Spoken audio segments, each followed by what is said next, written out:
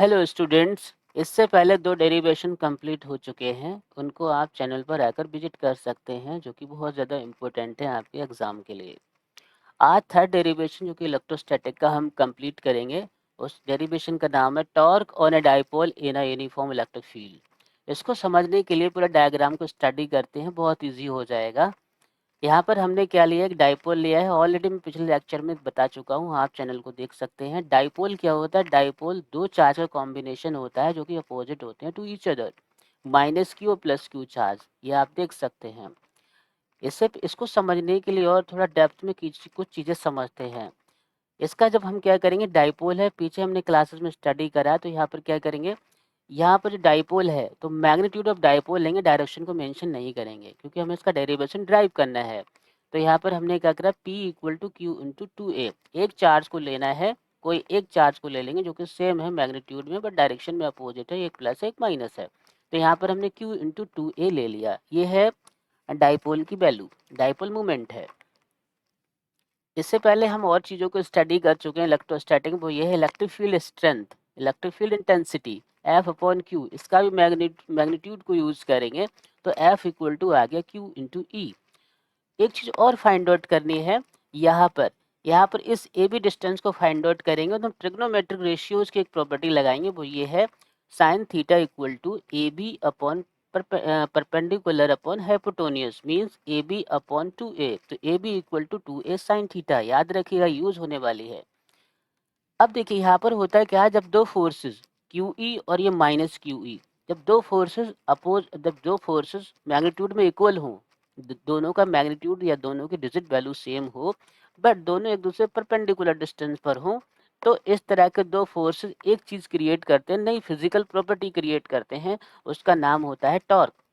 तो यहाँ पर टॉर्क क्रिएट होगा, एक प्लस क्यू ई फोर्स है और एक माइनस क्यू ई फोर्स है। यहाँ पर देखिएगा, देख सकते हैं F equal to q into e. तो f equal to q into e, जो कि इलेक्ट्रिक फील्ड और डाइपोल की वजह से, डाइपोल पे एक चार्ज लगे हुए, उस चार्ज की वजह से फोर्स क्रिएट हुआ है, that is called electrical force. तो यहाँ पर अब हम इसके डेरिवेशन को फाइंड आउट करेंगे। टॉर्क को हम टाउ से शो करते हैं, कर दिया, this is torque, okay, this is torque. Torque equal to either force, कोई एक फोर्स ले लेते हैं हम, क्यू इंटू ई ले लेते हैं, ले लिया। यहाँ पर भी देख सकते हैं F equal to Q E already find out कर चुके हैं। तो ये आ गया आपका क्यू ई, और परपेंडिकुलर डिस्टेंस जो कि भी मैंने आपको बताया, a b equal to two a sine theta, तो this is two a sine theta, लिख सकते हैं, इसको लिख लिया, okay, two a sine theta. ठीक, यहाँ पर इसको और ठीक से लिख सकते हैं, क्यू इंटू टू ए और इंटू ई साइन थीटा, इस तरह से इसको लिख सकते हैं। क्यों लिखा है? क्योंकि यहाँ से हमें डाइपोल मूवमेंट मिल जाएगा, ये Q into A, to a. तो क्यू इंटू टू ए क्या होता है? क्यू इंटू टू ए होता है P for dipole movement, E sign theta. ठीक है, हमने वेक्टर में एक प्रॉपर्टी पढ़ी है, वो ये होती है cross product. This is A cross B equal to A B sine theta, this is A B sine theta. तो इस पी क्रॉस ई, इसको ऐसे भी लिखा जा सकता है पी ई साइन थीटा।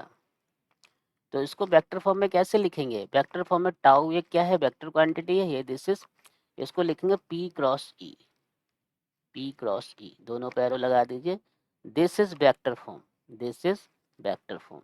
तो ये वेक्टर फॉर्म में आंसर आया टॉर्क का। ठीक है, यहाँ लिख देंगे वेक्टर फॉर्म,